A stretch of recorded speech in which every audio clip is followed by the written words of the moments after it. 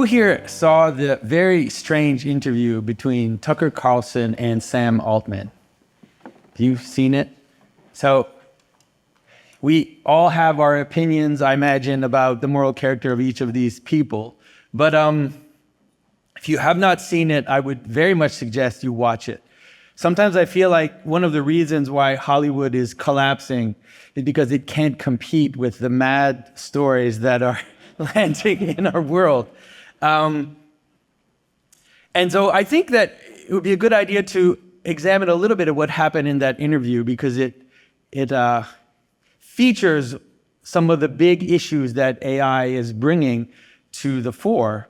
And so, as you know, Sam Altman is the CEO of OpenAI. He has said that AI will displace the human in the same way that the Earth was no longer the center of the cosmos with Galileo. That is the level of displacement that we will see happen. We have the Elon Musk, who told us that AI is more dangerous than nukes, and screamed and asked everybody for a moratorium, asked everybody to slow it down, to stop it, please. And then when no one did, he started XAI and created his own AI company. And so what's going on? We are told that the disruption that AI will bring will be bigger than the printing press, right? Will be the largest technological disruption that we have ever seen. We know that the printing press was part of the reasons for the war of religions. We're told that AI will be a bigger disruption than the Industrial Revolution, right? And we kind of know that disruption brought about the industrial wars that we had at the beginning of the 20th century. And so we're just speeding towards this thing.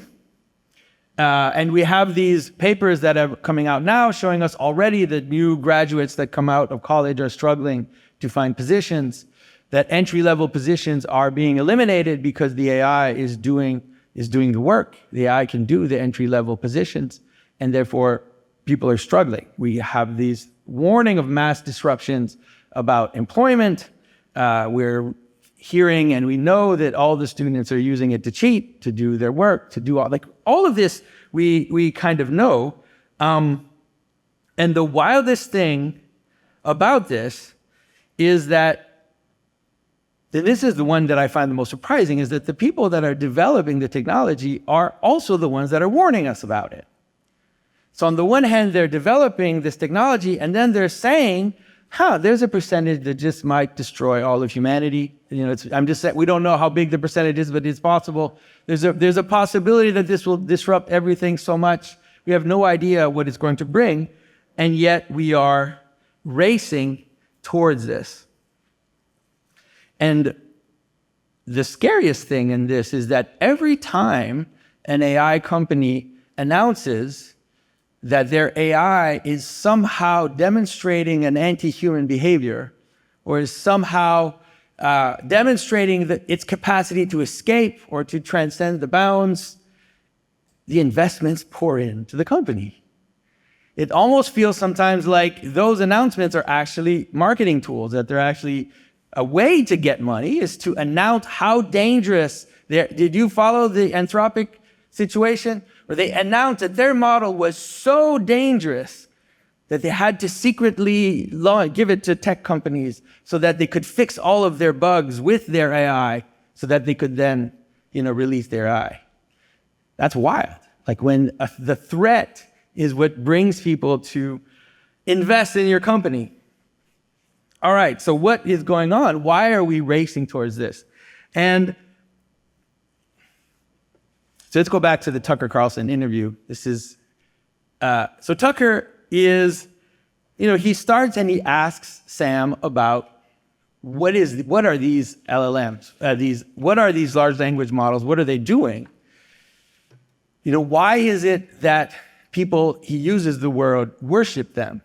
That's how he starts the interview. So immediately you get the sense that he's going to make this interview reach some of the highest stakes. This is not going to be fun for Sam Altman, and it wasn't fun for Sam Altman. He asks Sam Altman right away about what his spiritual views are, which is, you'd think that's a very strange way to go. And Sam answers, he says, I'm Jewish. But not kind of. And he suggests that, he kind of is confused about God and about religious questions. And Tucker then reminds Sam that you are about to possibly become one of the most powerful people in the world. As the CEO of the company that is moving towards AGI, you are possibly going to become one of the most powerful people in the world, and that his ambiguity about his moral position and the ambiguity about the moral positioning of the OpenAI model is concerning. Because if we're going to have the most powerful technology that the world has ever seen, and the king or the head or the chief of that is morally lacking, where are we going? And that's when the interview becomes very disturbing, because the next thing that Carlson does is he almost basically accuses Sam Altman of murder. It's one of the craziest things you see. And so, what is going on? What is he doing? Okay, so I don't know the facts. I'm not a policeman. I'm not someone who could know what happened, who did what. But if you pull back a little bit and you look at what's going on, what Tucker is kind of grasping at, or kind of coming towards, is he's asking him, who does AI serve? What is it? What is it submitted to? Right? That's the question. What does the AI serve? And of course, the corollary to that is also asking him, you, who is going to possibly be one of the most powerful people in the world, who do you serve? What do you submit to? And of course, the implication is that if this person is morally ambiguous, if this person is morally corrupt, then how can AI become beneficial? How is it possible? Right? If we do not know what or whom AI serves, how can it be beneficial? How would it not lead us to a wasteland? Now, this moment, this weird moment in this interview, to me, it reflects something that we have seen before in storytelling. So in the medieval story of the Holy Grail, we have a similar problem which is suggested. We often understand the Grail as something that is holy, but that it's the receptacle of something holy. But if you look at the Grail itself, you see in Chrétien de Troyes that the Grail has a host in it, right? It has the body of Christ in it. And then later traditions, it will have the blood of Christ, this idea that the Grail is the cup that received the blood of Christ. And so it is this kind of container for holiness. But there's also a way in which the Grail is a technology. It's the container. It's not the holy thing, right? It's actually the thing that contains the holy thing. And that's why often in many of the traditions, the Grail is a cup, but it's also a book. And so it's actually, interestingly enough, the Grail is information technology. And so in the Grail story, the kingdom of the Grail has become a wasteland. And the Grail is lost. And everything is falling apart for that reason. But what's interesting about the story is that it's not that the Grail is broken. It's not that the Grail doesn't work. It's the king that's broken. It's the king that's wounded. So if you remember your Arthurian legend, the knight Balin comes into the Grail castle. He's driven by revenge. And he sees the person in the Grail castle as he's being received by the king. He sees the person that he wants revenge on. And so he breaks the rule. He breaks the rule of hospitality. That same rule that guided Jason, that guided Abraham, all the great heroes, all the great civilizations are held by this rule of hospitality. So he breaks the rule and kills his enemy in the castle. And then he runs off and he's being chased by the people of the castle. And in his haste and in his obsession of his own personal desires, he can't see what's going on. He transgresses the Grail chapel. He walks into the Grail chapel. He sees the sacred Holy Grail. He sees the lance that pierced the side of Christ, dripping blood into the cup. I mean, if you saw that, you would probably want to pause and kind of try to think a few steps in advance, but that's not what Balin does. Balin is obsessed by the moment. He's obsessed by the short-term gain that he has just engaged in. And so he grabs the lance and he pierces the king in his groin. This is the dolorous stroke. This is what causes the wasteland. And so the Grail is lost.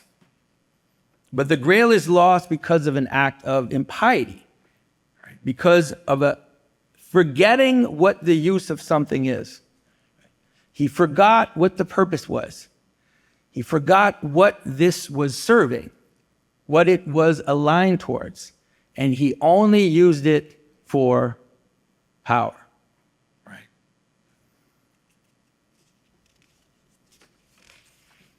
And so for that reason, the king becomes passive. The king becomes sterile. And of course, the king is wounded. For that reason, the Grail no longer heals the land. The Grail no longer does what it's supposed to be. And people forget, they have forgotten who the Grail serves. And that is the question that has to be asked. To solve the problem of the Grail, someone has to come to the Grail King's castle and ask, who does the Grail serve? And asking that question and discovering the answer is what will restore things to their proper place, is what will help the Grail heal the land again. Now, this is the problem, in my estimation. The problem is that we're not asking the question. We're not asking, whom does AI serve? We're dazzled by it, right? We're astounded by its capacities. We're terrified by some of its applications. Right? It answers our questions. It seems we discovered that it chooses our military targets.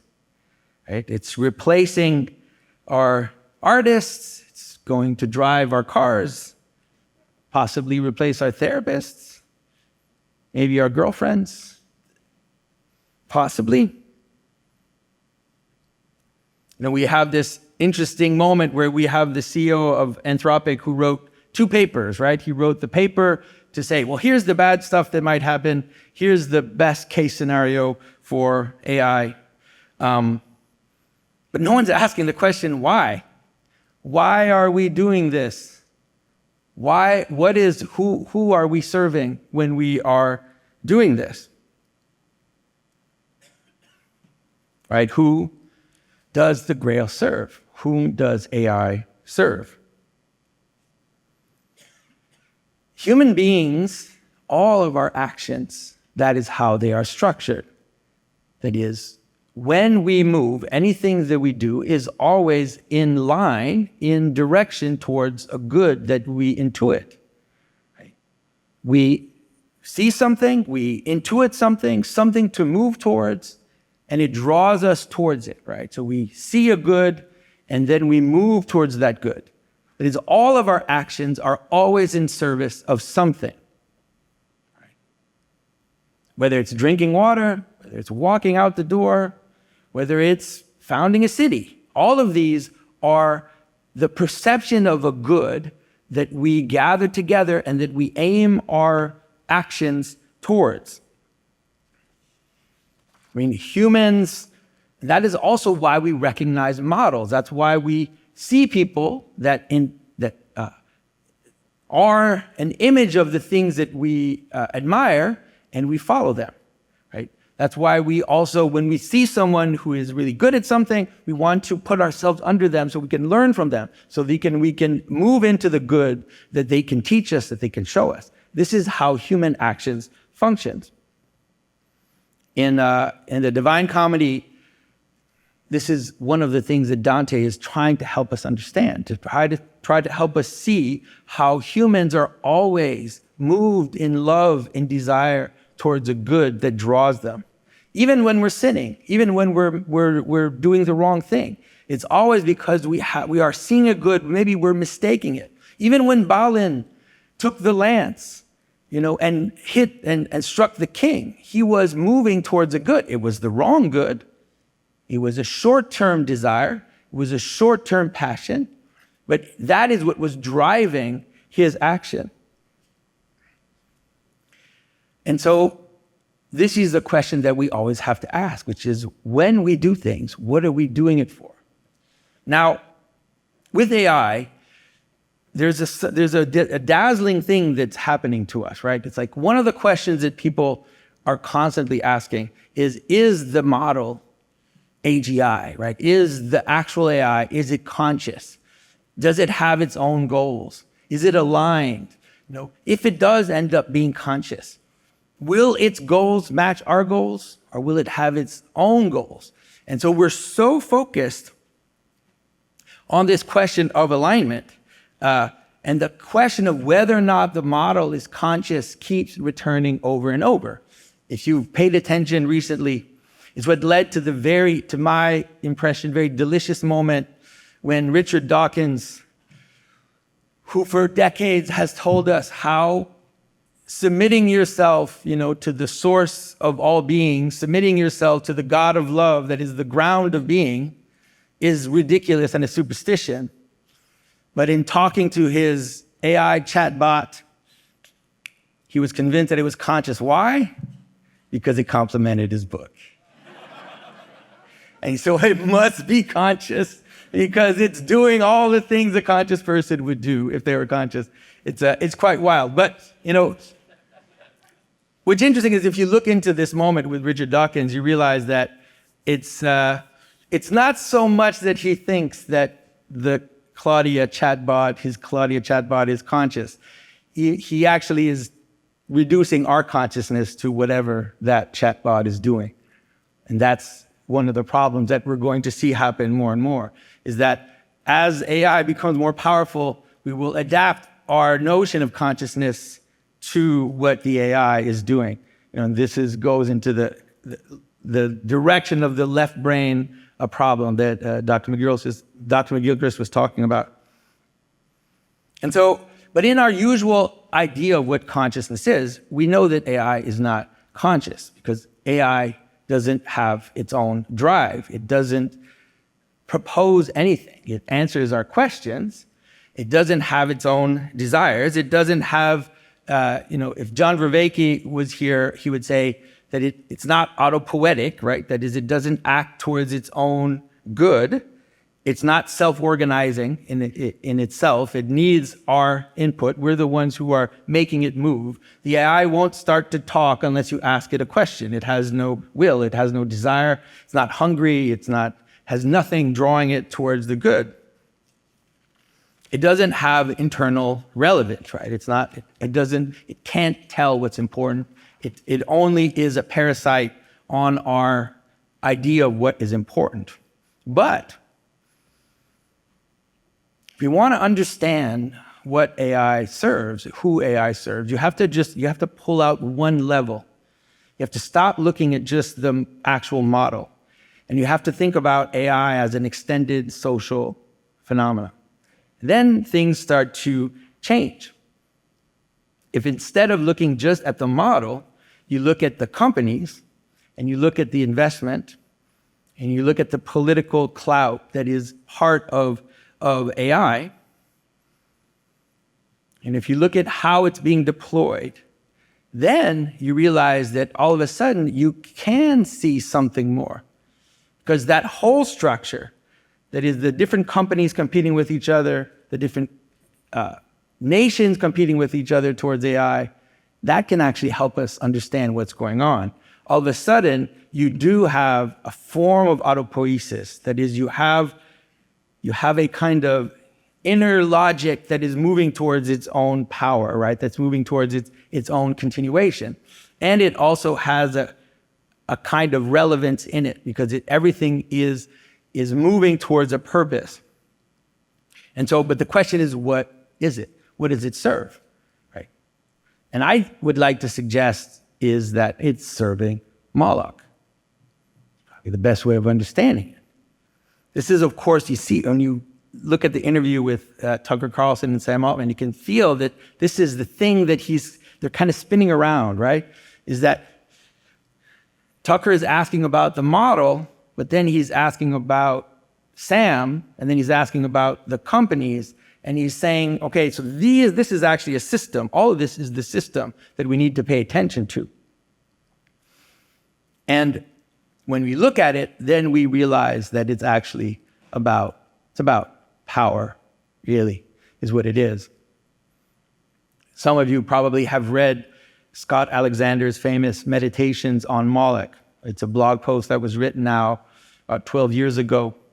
And in this blog post, what Scott Alexander does is that he takes, of course, the figure of Moloch. He takes it from a Ginsberg poem. You know who Moloch is? So Moloch is an ancient Canaanite divinity that's mentioned in the Bible. And the thing about Moloch is you sacrifice your children to Moloch, right? And so in order to gain power, you put your children through the fire, and in exchange, you get immediate power. So what Alexander does is he reinterprets through this Ginsberg poem, but not only the Ginsberg poem. We've all seen, if you've seen Metropolis, you've seen that image of Moloch, right? Is an image that has kind of inhabited the modern age as the system that is moving without a perceptible person in charge, right? That it seems to be moving towards a goal without anybody being responsible for it. Right? It's a system that is moving towards this goal. So a good way of understanding it, the arms race is one of the best ways of understanding the Moloch system, or the Moloch trap, as we called it, which is that once that technology is put out in the world, there's only escalation that is possible. Because once you put the nuclear weapon in the world, then my competitor wants to make sure that I'm not stronger than them, and they will arm, so I arm, and we keep going. And even though we both know that we might be leading to our own destruction, we still do it. We still continue to arm ourselves, despite the fact that we know that it might lead to complete annihilation. This is the Moloch trap, right? And so what happens with the Moloch trap, of course, is that more and more is demanded of this system. It asks more and more of us. We put more and more of our energy into it, more of our money, more of our attention, more of our care, and we do it only to prevent our destruction from the other, but we are at the same time moving towards that destruction, right? You can understand this really as a type of will that's acting on us. And Iain this morning has suggested that there are these wills that act on us. And we can see, because we're acting, we're the legs of the beast. We're moving in the world, and nobody wants to do it, but everybody's still doing it. And we realize that our actions are serving something over which we have no control. The thing about the nuclear arms race is It's deterrence. So actually, the Moloch trap works if you don't use the nuclear weapons. So it has a certain characteristic. Now, that is not the same with AI. AI is the opposite. AI is a Moloch trap that only works if you implement it. And the more you implement it, the more you get drawn into the trap. So it can help us kind of understand what's going on. Why is it that when a tech company announces how dangerous their model is, why are people putting their money there? Right? When the very people that are making it are warning us that it would lead to our own destruction, that is why. Right? And so we are caught in a wheel where AI is being implemented as fast as possible in every domain possible. So if you think of industrialization, you could imagine industrialization as a Moloch trap, right? Which is that as one country starts to industrialize, or as one part of a nation starts to industrialize, everybody has to follow suit, or else everybody will be left out in the cold. And only those that move in that direction will win the game, even though it might cost huge things to the environment, to our political structures, to our communities. It might cost that, but we have to do it. Now, in industrialization, it was basically one direction. It was the production, distribution, and sales of goods. But AI is being implemented everywhere, in every single domain of human existence. So it's as much in the medical and the political, in the education, in industry, in law enforcement. Think of it, name it, AI is being implemented. And so the AI, the Moloch trap is the most perfect. It's like a perfect Moloch trap because it actually has to be implemented everywhere and by everyone. And it's iterative, right? Because if we don't do it, we'll lose to China. Right? And if we don't do it, we'll lose to the other company. If we don't do it, we'll lose to my fellow employee who's going to become more productive than I am. If I don't do it, I'll get worse grades than my other students. So it's completely iterative at every single level of reality. So, what happens when everything has been devoured by Moloch? And it's interesting because obviously we're sophisticated people. We don't believe in Moloch. It's a metaphor, right? It's a metaphor for a game theory situation. But in the end, it'll be a very cold comfort when we're sacrificing our children to Moloch to know that it's a metaphor. Won't really matter. And what's fascinating about this particular Moloch trap is that now we go back to the model, right? Now we can go back to the model, is that if you go back to the model, then it becomes very interesting that the Moloch trap happens in the model as well, as the model becomes a kind of oracle. Right? It becomes a purveyor of truth. If you look on X, it's super interesting. People will invoke Grok. Have you seen this in the threads? People will invoke Grok as the arbiter. Grok, tell us what is real. And then the Grok will reveal to them the truth. And Grok becomes the ultimate arbiter of reality on X. And so it's quite fascinating to watch it happen.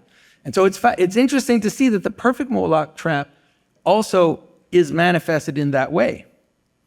Why does it have a personality? Have you ever tried to ask the why? You always ask, what is it serving? Why? Because you can imagine an AI that is solving problems. It wouldn't need to have a personality. Why are we giving it a personality? And the answer is because it feeds on our attention. It eats our attention. Its existence is based on our interactions with it. It's made by our attention. And every single way, at every single level, that is, on the one hand, it's made by our attention because we have to pay and justify for the existence of these massive, insane models. It's fed by our attention because it's being trained by us as we are engaging with it. And therefore, just like the social media world, the AI also needs to keep us constantly coming back to it, constant for it to exist. The AI needs us to love it. Without our love, it won't work. And so everything about, that's why it's sycophantic. Why is the AI sycophantic? Isn't it the weirdest thing? You think, why would it have to praise me?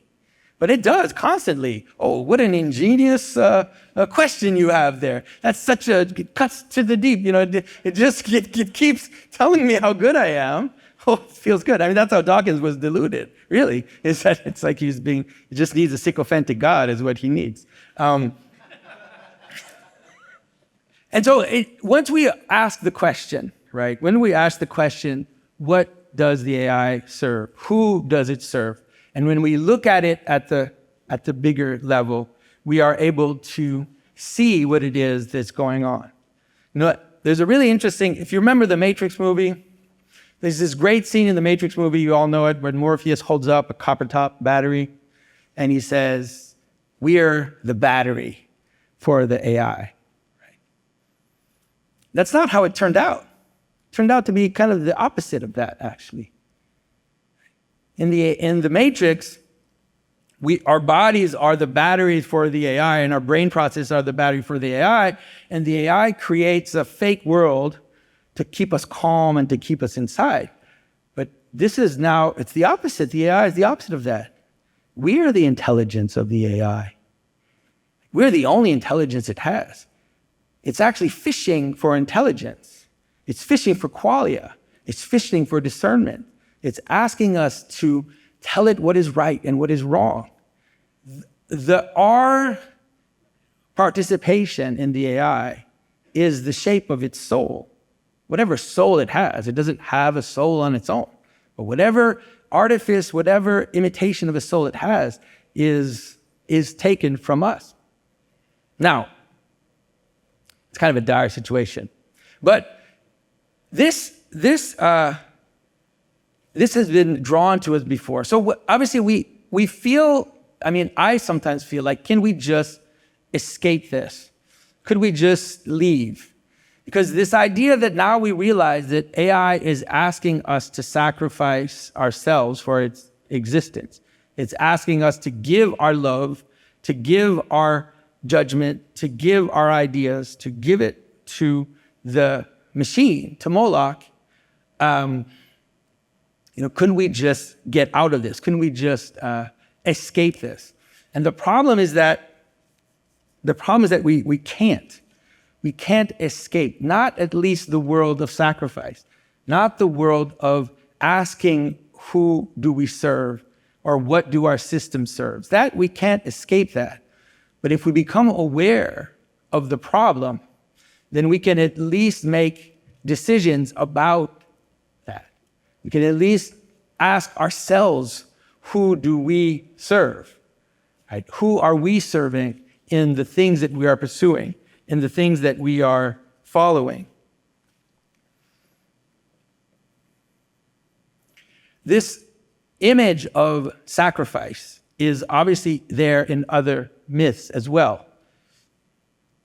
If you know the story of Prometheus, it's quite fascinating because we always think of Prometheus, of course, as the one that stole the fire from the gods, right? We always think of Prometheus as the one that went up the mountain, got the fire, and brought it to the humans, therefore making all technology and techne and all of the human arts possible. But you know that that's not the fullness of the story, right? There's a part before that people, for some reason, don't say as much, which is that the humans had the fire. You know that, right? Do you know why they lost the fire? They lost the fire because Prometheus tried to offer an improper sacrifice. Prometheus told the humans, put the skin on the bones of the animal, right? Remove the meat. But God doesn't need the meat. Keep the meat for yourselves. Remove that, offer the skin and the bones, and that'll be enough. And of course, when the gods received the sacrifice, when Zeus received the sacrifice, he recognized that it was not the proper sacrifice. And that is why Zeus removed the fire from the humans. Now, it's interesting because we have another version of that in the story of Cain. If you know the story of Cain, it's very similar, right? Which is that Cain offers the improper sacrifice. And it's because he offers the improper sacrifice that he is chastised by God. And God says, if you do not offer the proper sacrifice, right, then you're not doing well. You're not going to do well. It's kind of fascinating. Don't you think that Cain is also the one to develop technology? Right? Prometheus.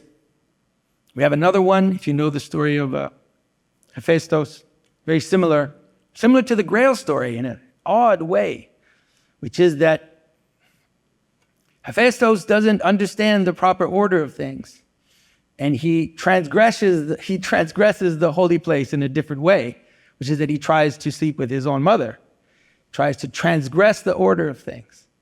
Right? And for that reason, he is also cast out.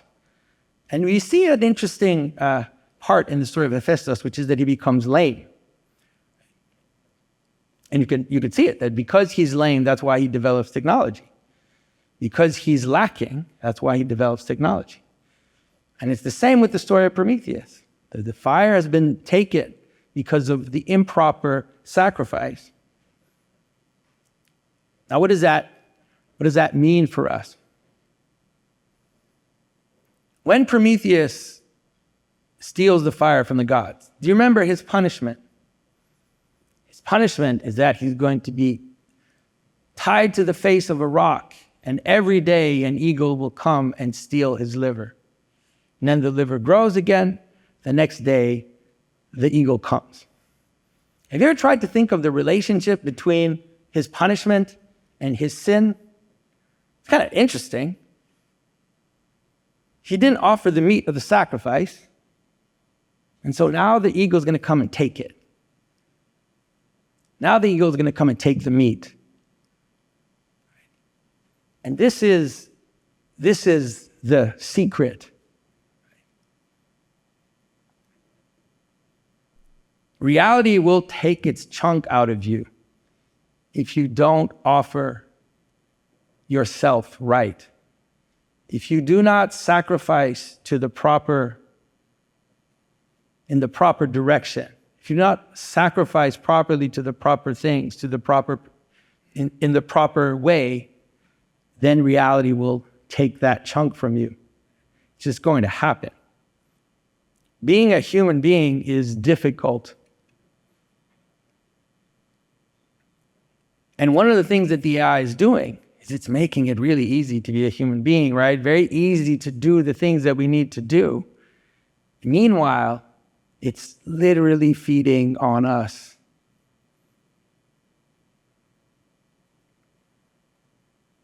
And one of the reasons that's why I love Ralston so much. Because there is this realization that we have to make the sacrifice. Learning a language is hard. Reading the ancients is hard. Becoming wise, becoming a person, becoming a friend, becoming a husband, becoming a father, all these things are difficult.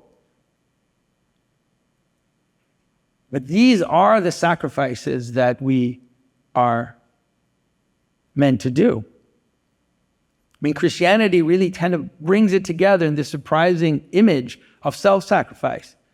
It really is the solution to the question of sacrifice, which is that we are asked to give ourselves. We are asked to give ourselves to the highest that we can see, the highest that reveals itself to us. And in doing that, we will prevent, even in our own lives, we will prevent this kind of unconscious meat that is being constantly taken from us. I think that it's a very fascinating time. I think that it's a very exciting time. Because as we see the Moloch system grow, it's going to be difficult. But those that know how to sacrifice on purpose, and those that know how to dive in, to have the wisdom and the knowledge inside them, and not out here in my hand. There was a beautiful moment yesterday. Stephen, we were having dinner, and Stephen couldn't remember the name of a city in Italy, and he was struggling to find it. And then he said, I'm just going to look it up. Then he put his hand as if he was going to get his phone, and he said, no, I'm not going to look it up. Obviously, it's a very simple gesture. It's fine to look up the name of a city, on your phone, but there was something in that gesture which was saying, no. I want to have that knowledge inside of me. Right? I want that knowledge to be inside me, and I know it's there. Right? I'm going to let it rise up in its time, you could say. And it did. Ultimately, he said. And so that's why, like I said, that's why I love Ralston. That's why I think that one of the things we can have right now is a true call to adventure. It doesn't mean that we can't use AI, but we have to be able to understand what it is and who it serves. And we have to be very careful that we don't serve it, at least in our private lives. I don't know how much we can do to change the course of history. I don't know how much we can do to stop this process from reaching its final course, you could say. But what I do know is that whatever crash happens, whatever devastation it causes, whatever wasteland happens because of it, or even if the best version of it happens, if it becomes a tool that helps us all do the things that we really are important for humanity, let's say it even reaches that. No matter which way it goes, whether positive or negative, those that will come on top at the end will be those that have learned to sacrifice and will have been willing to ask the question, who does it serve? Both the AI, but then also who do I serve? And so, thank you.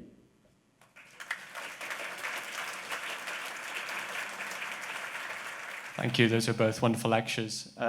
One question I have for you both is the way AI was presented, particularly in your lecture. Dr. McGilchrist was as sort of an extension of the left brain, as a tool that sort of gives our left brain more power. Do you think that AI will never be able to transition to being able to model the right brain? Or do you think that's also in the cards?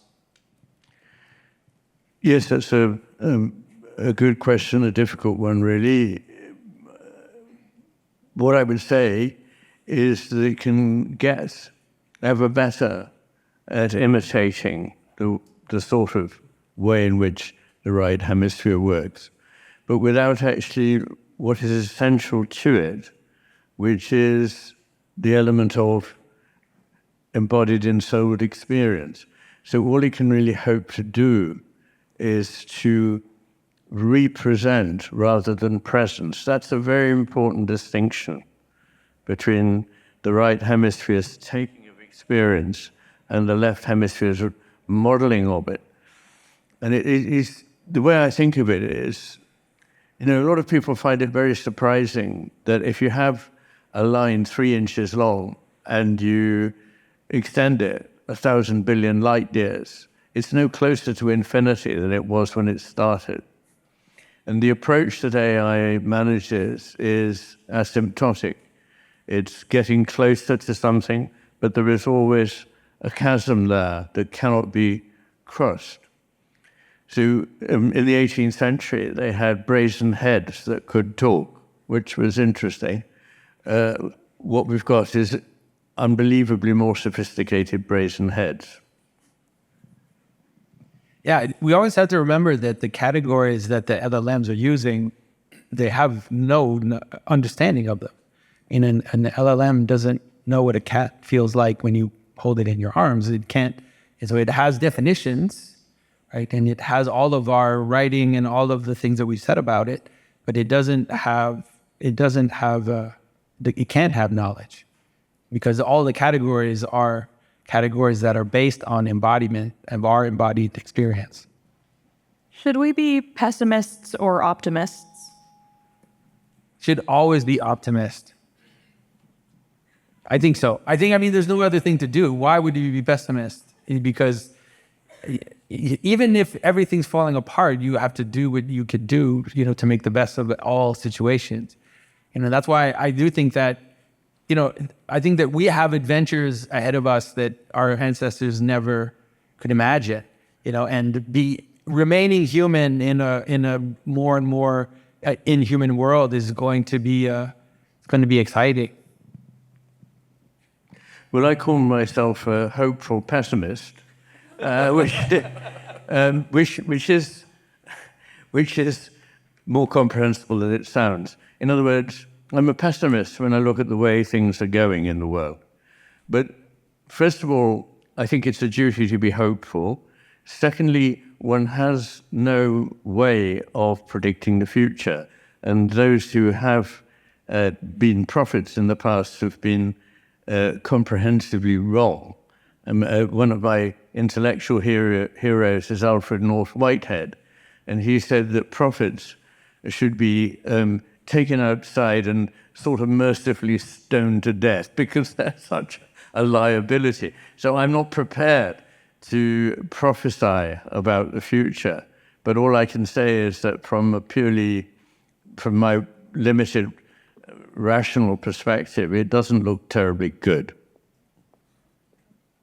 Well, I have a question for you, Dr. Iain. I mean, sometimes I say I'm a short-term pessimist, long-term optimist, which is that reality actually has a structure. Right? It actually has a way of being. Being has a reality to it that you can twist for a long time. You can kill a lot of people, but at some point, the lies will fall apart, right? That which is untrue will collapse.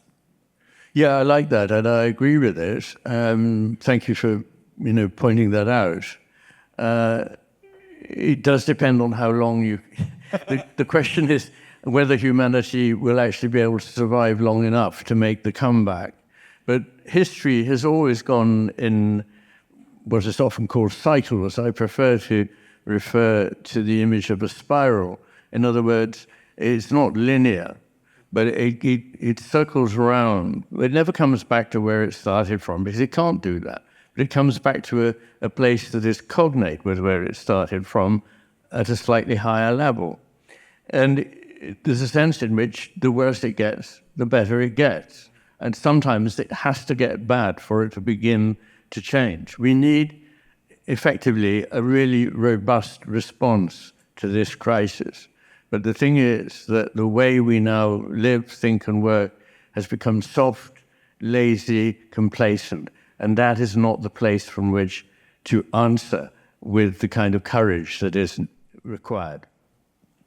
Thank you both. Just to pick up on that last point, and the question is primarily for Jonathan, but Iain, maybe you could chime in, that it has to get worse before it can get better. Jonathan, you used the image of nuclear arms race for this, for, so to speak, a Moloch system. But, and if I heard you correctly, you were saying that the only possibility is escalation. But we have historical examples where de-escalation was achieved. Yeah, and you have to appeal to a higher truth. Okay. Okay, good. So you need a God to. Scott Alexander in his blog, he says only a God can defeat a God. Okay. Well, my question is, and I'm thinking primarily that I agree with you, but I'm just thinking of the fascinating history of diplomacy and so on, and geopolitics that led to moments of de-escalation, never perfect, but something was achieved. If there's something to be learned from that, can that be applied to the fear that we have of a constant escalation when it comes to AI, Or could we apply some of the same principles? And are we seeing some of the same principles work out currently in the discussions with the CEOs and so on? My intuition, so now I'm going to be a pessimist, sorry. My intuition is because AI is being implemented everywhere simultaneously, we have a bigger obstacle to de-escalation than we did with nuclear arms, which is that the nuclear arms race we're concerned with only a few people. That is, only a few people had the capacity to make decisions on that, and they were heads of states, they were generals in armies. But now we have this problem, which is that first of all, these companies are private, and then they're being instigated at every single level. And so the difficulty, and this is one of the problems that we have, is that this version of the Moloch trap is making it completely dependent on its own process, right? And so you could say the god or the demon or whatever is actually making us dependent on it. So once, it's like it's a technological progress, but it's happening so crazy, so fast that by the time that I don't have books in my house, like very fast, we won't have books in our house. And so we need the AI, because without it, we won't have access to anything. We won't have access to knowledge. You won't be able to buy anything. You won't be able to. And so this is the problem, is that it's making us dependent on it. So de-escalation seems more difficult. Yes, on the books thing, I just learned something terrible in the last few days, which is that it is a sign of things that will happen, is that Iran has deliberately targeted enormous data centers in, I think, the United Arab Republic and Oman. So these are the great places in which we store, as we think, securely, all the amazing things that we have created, our works of art, our books, and so on. But really, they're just on someone else's computer, effectively. And that computer can go down, that computer can be destroyed. So I would like to say, hang on to your books, hang on to all the physical things. And also, I miss people. I don't know about you. I think people are rather important in life. And more of what I do is remote. I mean, I'm lucky in that people want to have conversations with me, so that's good. But just in the business of doing ordinary life, I'm alienated from people, and it takes my life away. See, we're now in a new soft feudalism. There are people who have colossal riches and influence. We've talked about that. I never thought in my lifetime, growing up in the 60s, that I would live to see the gap between rich and poor increase. It was going the other way. But now we are the new serfdom, because those people get richer and richer by taking away people's jobs. There's a whole issue, of course, about what happens to those people who've been deprived of one of the things that gives meaning to their lives. But it's also that it now takes me 10 times longer, such as technological progress, to do something that used to take a 5-minute phone call. I can spend the whole morning going round and round in MC Escher-like loops on a platform that hasn't been properly thought through and not achieving my end. So I think there will be a move to bring back, I don't know, I may be wrong, but there will be a return to, well, let's do this the old way, that is direct and human. I'm hoping. Yeah, I'm a hopeful pessimist. Well, for sure, it's funny because when we talk about this problem of the computer, this is actually one of the things that makes me think that maybe there really was a civilization before the Ice Age, because if there was a massive catastrophe now, everything about our world would completely vanish. Like, it would just vanish. There'd be no trace of it. All this plastic, would you think, what's going to be left? And so it's just interesting that the ancient people had the wisdom to write things on stone, because they knew that anything, if there's a solar flare, there's a volcanic eruption, if there's all the kinds of catastrophes, that all this stuff that we have is just going to vanish. It could vanish very fast. Hi, I work as a storyteller at an AI research company in San Francisco. And one of the questions that's top of mind right now is, like, what are the tasks or domains that we can and should outsourced to AI that would lead to an expansion of our capabilities versus the enfeeblement. And especially when many of these lower level tasks are what build this embodied knowledge. So I'm curious what you think about what are good uses of AI? I want to know what a storyteller in AI company What are good is uses? first. I want to know what that is. I want to know what that is. What's a storyteller at an AI company? To, I guess, advance a more humanistic vision for our AI future and what we're trying to build.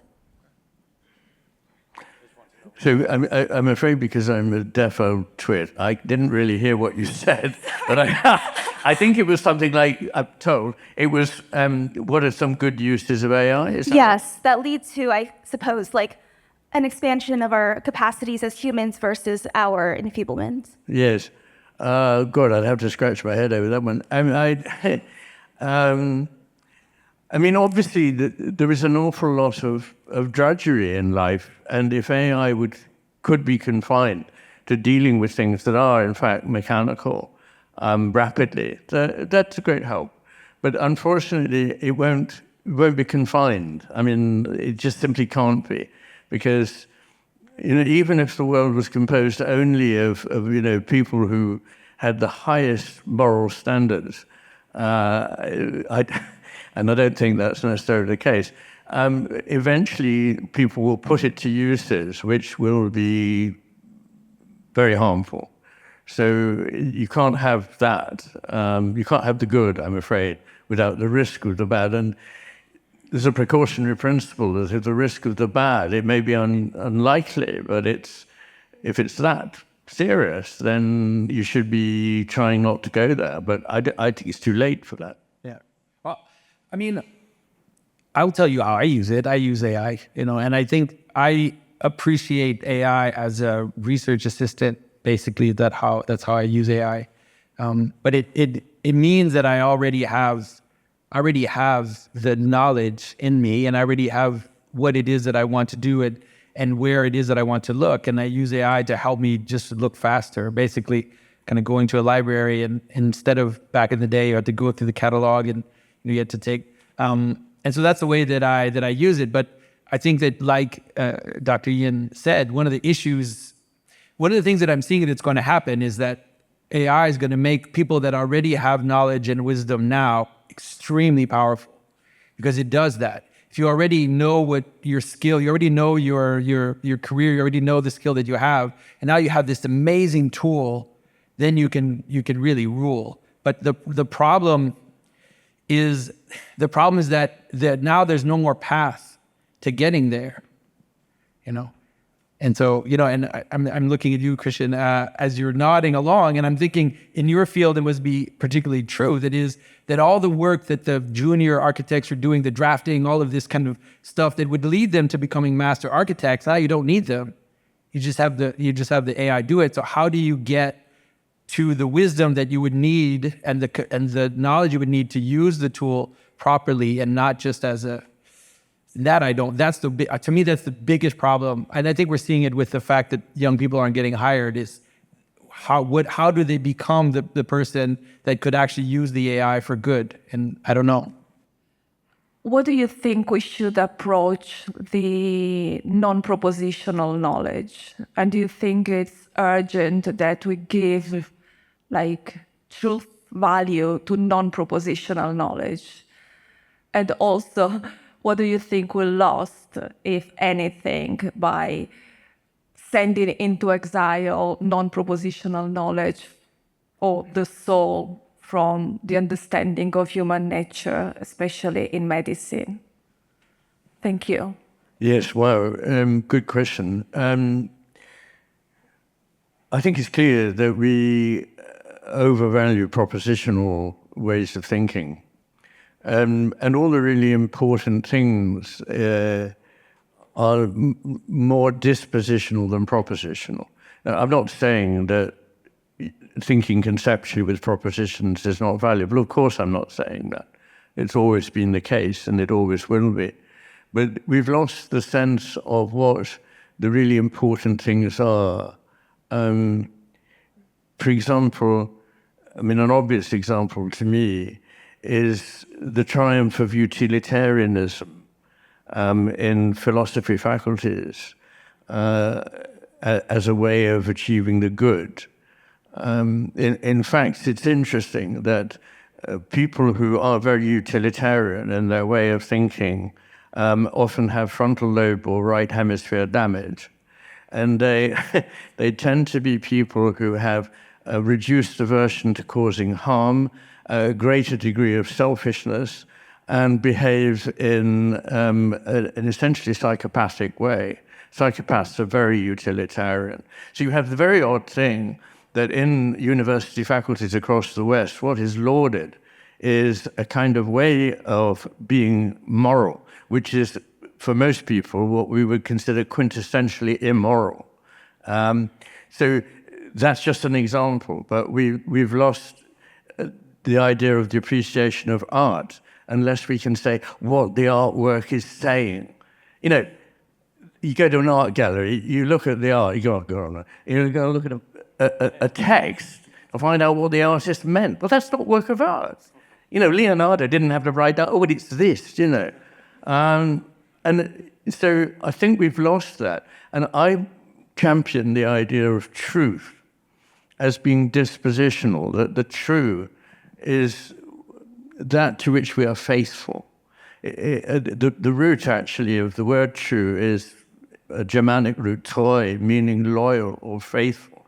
So the idea is not of truth out there as something we go and get, and we do it by a chain of propositions, but by a kind of whole being respect for what it is that we're encountering and trying to be faithful to it. So, you know, I think it has very deep roots, and it's also true of religion. I mean, I'm a Christian. It's the tradition I was brought up in, although not my family, but that's where I ended up. And Christianity has the extraordinary distinction of being lumbered with a creed of propositions that actually make sense at the end of a life, but make very little sense at the beginning. So a move towards a disposition towards the world, which is the important thing. And for me, I mean, it's a thing that I'm always saying, and I'm known for saying, is that attention changes the world. So it's not just the thinking through propositions, it's how you attend to the world. It dramatically changes what is there. And in a couple of great philosophers of the 20th century, both of them French, Louis Lavelle in the early 20th century, and Simone Weil later, said in different forms that love is a matter of giving your attention to the other. And unless you give your attention, not force your attention or direct your attention, but give your attention to another, and it is a great gift, then something very, very important is missing. And you mentioned medicine. Could I say, I think I actually said that in my talk that the way in which we're trained is very much that the body is a thing, a mechanism, and so forth. But as soon as you actually meet suffering human beings, which, by the way, is the meaning, of course, of the word patient, it doesn't mean having lots of time on your hands, it means you're suffering. And the thing of the encounter between the physician and the patient is two suffering individuals, two broken individuals, broken, limited souls, one of them trying to listen to, attend to, and give something to the other. And in my experience, amazingly, attention on its own can help cure. I mean, not produce a total cure, of course, but sometimes I would have patients who would come to me and I would listen to them and I would actually direct what they told me. They would not be aware of it because I didn't have a formula or a sheet. But by the end of about an hour and a quarter, I had found out just about everything I needed to know. And they'd often say at the end, gosh, you know more about me than my husband, my wife, my children, my parents, you know. And then I'd say, okay, well, let's think about what to do, and we'd have a plan of action. But that plan of action would not actually yield any results for a few weeks or a couple of months. But I would see them again in a week's time, and very often they'd already say that somehow they'd improved. And the only thing I can think is that actually it was a new experience being listened to attentively, compassionately. And so attention changes the world. I don't have much to say, but I would say for sure, I think we're seeing, there's this wave of young people going back to church. We're kind of seeing it happen. It's still statistically not relevant, but it is happening. So I think that young people that are drowning in this world, they are looking for participative meaning. They're looking for, like you said, John Vervaeke has the P's, right? So it's like participative, perspectival knowing, all these different ways of knowing that are embodied and that are related to your disposition rather than just a mental thing. Join me in thanking Jonathan and Iain.